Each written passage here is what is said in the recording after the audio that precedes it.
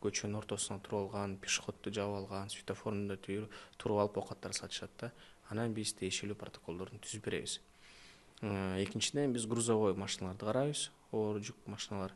Бул ховалар болот көбүнчө. Бул строй компаниялардын машиналары. Булар шаарга чыгып атканда дөңгөлөктөрүн жууп, тазалап чыгыш керек. Анткени асфальтты кирдетет, лайлары түшөт, үстүн тентти жабыш керек.